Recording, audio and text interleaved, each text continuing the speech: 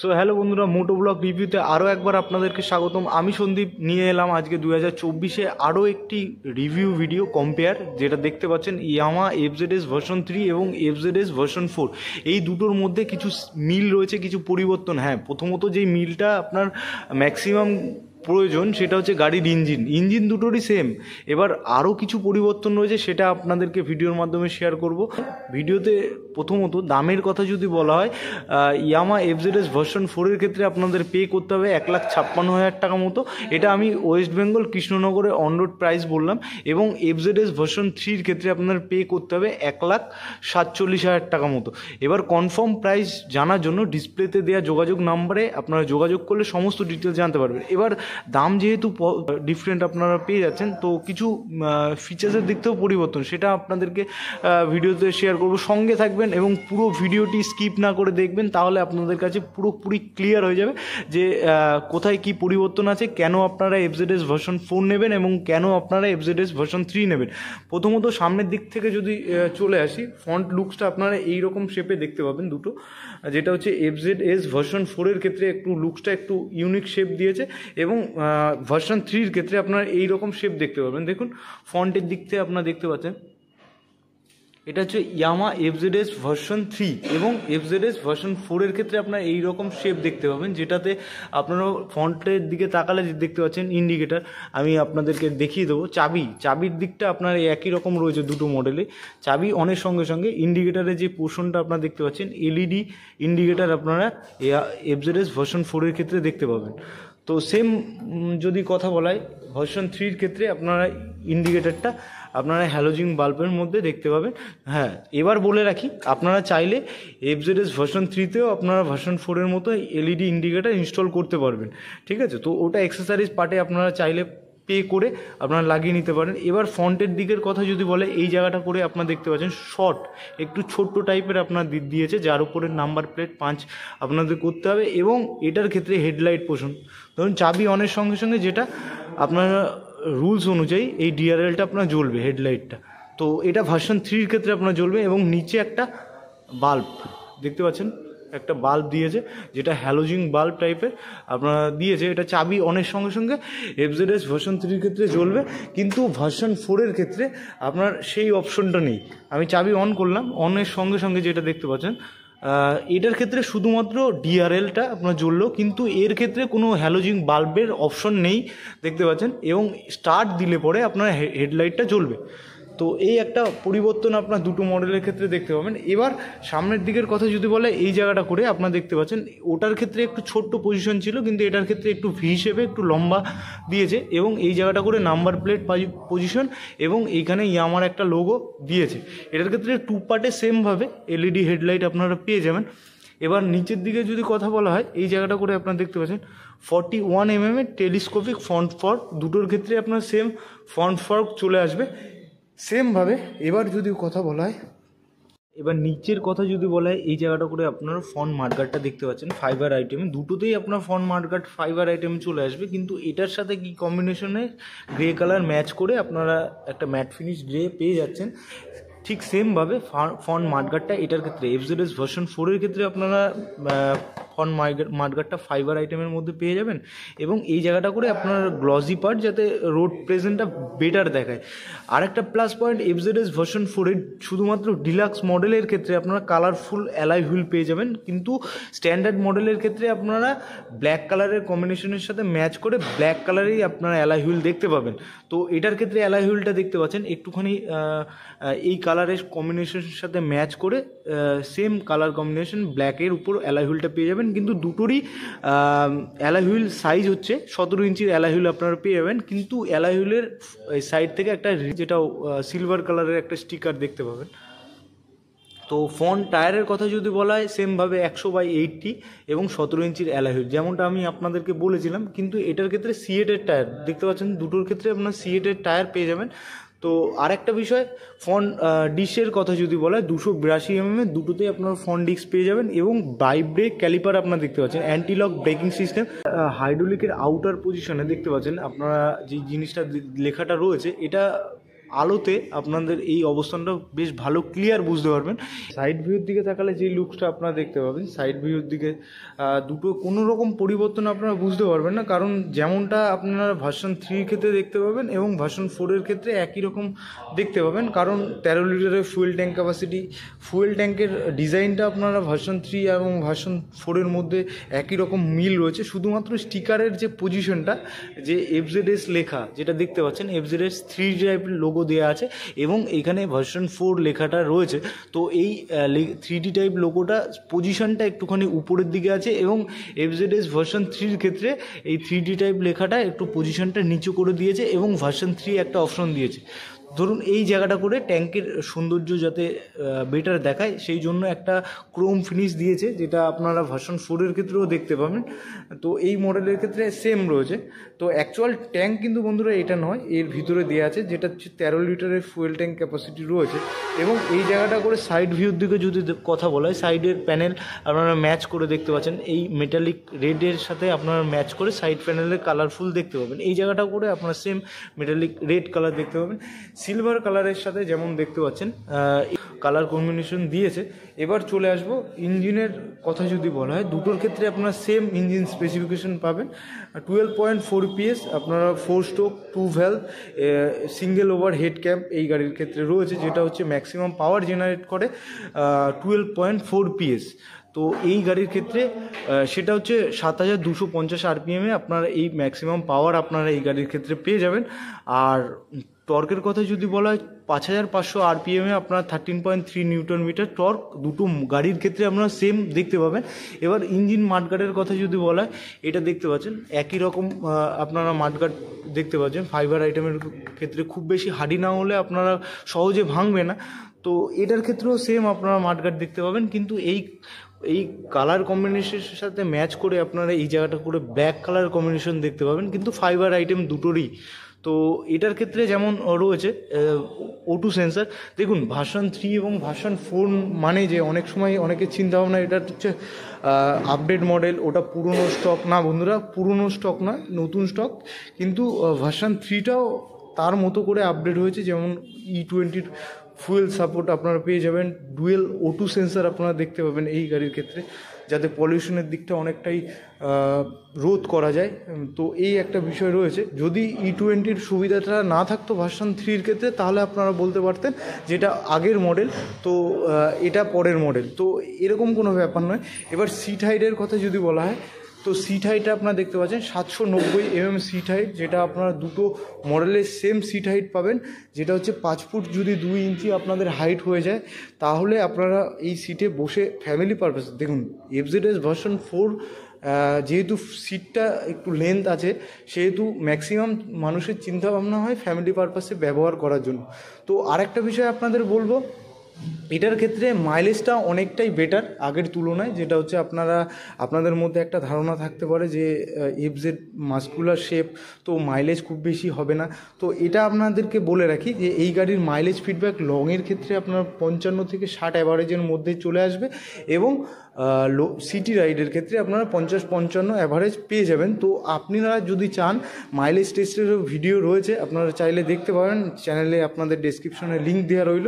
তো এবার বলে রাখি সিটের পজিশনটা দেখতে পাচ্ছেন, সিটটা খুব বেশি নরম না হলেও খুব বেশি শক্ত নয়, বসে ফ্যামিলি পারপাসে 3 জন চাইলে আপনারা বসতেই পারবেন, যদিও বা পারমিশন থাকে না। তো এবার পিছনের কথা যদি বলা হয়, আরেকটা পরিবর্তন ভার্সন 4-এর ক্ষেত্রে দেখতে পাবেন, যেটা হচ্ছে LED একটা টেল ল্যাম্প আপনারা দেখতে পাচ্ছেন, কিন্তু FZS ভার্সন 3-র ক্ষেত্রে আপনারা হ্যালোজিন বাল্ব আপনারা টেল ল্যাম্প দেখতে পাবেন। এবং পিছনের যে ব্যাক পোর্শনটা আছে, ব্যাক পোর্শনটা একটু লম্বা দেয়া আছে, 4টে স্ক্রুর মাধ্যমে আপনারা একটু বাড়িয়েছে ভার্সন 4-এর যে ব্যাক প্যানেলটা রয়েছে। তো এটার ক্ষেত্রে আপনারা ব্যাক প্যানেলটা একটু সংক্ষিপ্ত রয়েছে দেখতে পাবেন। ভার্সন 4 এবং ভার্সন 3-র মধ্যে একটু পরিবর্তন এইখানটাও দেখতে পাবেন।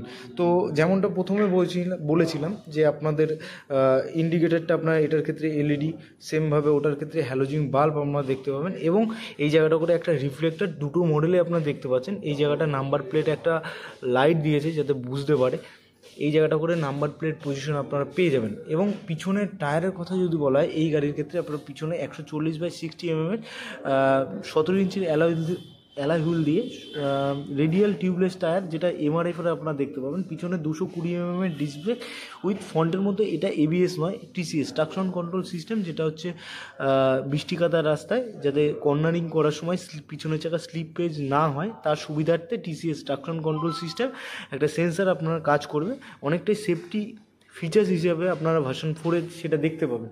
কিন্তু এফজেডএস ভার্সন 3-র ক্ষেত্রে আপনারা ওই সুবিধাটা পাবেন না, এই একটা পরিবর্তন আপনারা এই গাড়ির ক্ষেত্রে দেখতে পাবেন। এবং এই ভার্সন 3-র ক্ষেত্রে একটা কালারফুল সাইলেন্সার মাফলার দেখতে পাচ্ছেন, যে সিলভার কালার ম্যাট গ্রের সাথে আপনারা সিলভার কালার কম্বিনেশনে একটা কালারফুল মাফলার দেখতে পাবেন। কিন্তু সাইলেন্সারের শেপটা আপনারা ভার্সন 4 এবং ভার্সন 3-র ক্ষেত্রে একই রকম দেখতে পাবেন।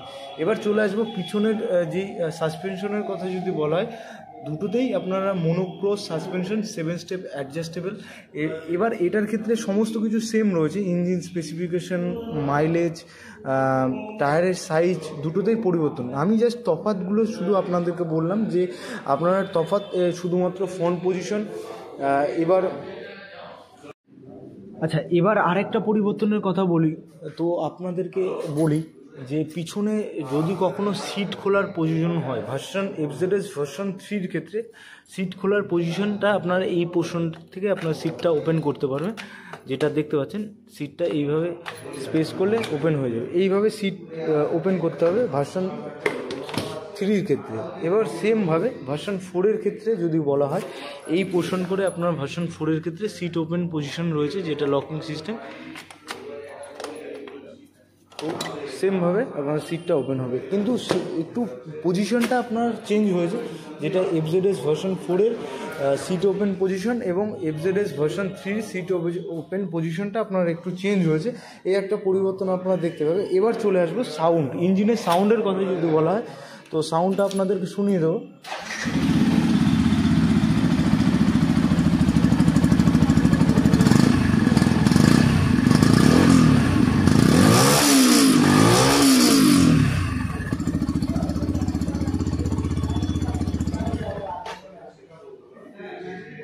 এফজেডএস ভার্সন 3 সাউন্ড আপনারা শুনলেন, এবার এফজেডএস ভার্সন 4-এর একটা এক্সস্ট সাউন্ড আপনাদেরকে শুনিয়ে দেবো।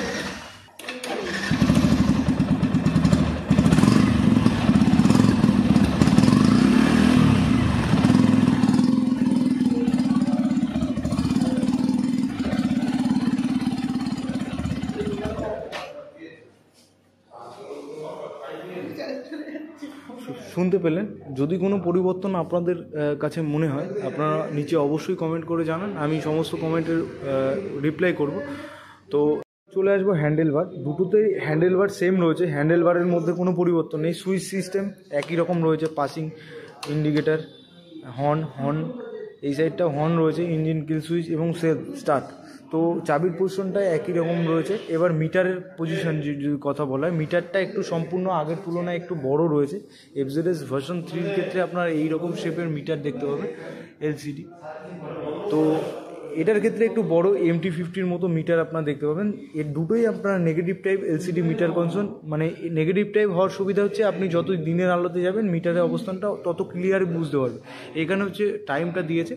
আচ্ছা, আরেকটা বিষয় আপনাদেরকে বলে রাখবো, দুটোতেই আপনাদের ব্লুটুথ কানেক্টিভিটির সুবিধা আছে। ইয়ামা এফজেডএস ভার্সন 4-এর ক্ষেত্রে আপনার ইয়ামা ওয়াই কানেক্ট বলে প্লে স্টোর থেকে অ্যাপ্লিকেশন ডাউনলোড করে তার মাধ্যমে আপনারা ব্লুটুথটা কানেক্ট করতে হবে ভার্সন 4-এর ক্ষেত্রে। কিন্তু সেমভাবে এফজেডএস ভার্সন 3-র ক্ষেত্রে আপনারা ব্লুটুথ কানেক্টিভিটি রয়েছে সুবিধা, যেটা হচ্ছে প্লে স্টোরের মাধ্যমে অ্যাপ্লিকেশন ডাউনলোড করতে হবে, ইয়ামা এক্স কানেক্ট, দুটো এটাতে এক্স কানেক্ট এবং এফজেডএস ভার্সন 4-এর ক্ষেত্রে ওয়াই কানেক্টের সুবিধা রয়েছে। তো ওয়াই কানেক্টের সিকিউরিটির সুবিধাটা খুব কম রয়েছে, কিন্তু এক্স কানেক্টে আপনাদের সিকিউরিটির সুবিধা রয়েছে গাড়ির আপনার। তো ব্লুটুথ কানেক্টিভিটি হওয়ার দরুন টাইমটা আপনার অটোমেটিক সেট হয়ে যাবে। এখানে হচ্ছে টোটাল দুটো অপশন, যেটা হচ্ছে সিলেক্ট অপশন এবং রিসেট অপশন রয়েছে, যেই দুটো অপশনের মাধ্যমে মিটারটা আপনারা সেটিং করে নিতে পারবেন।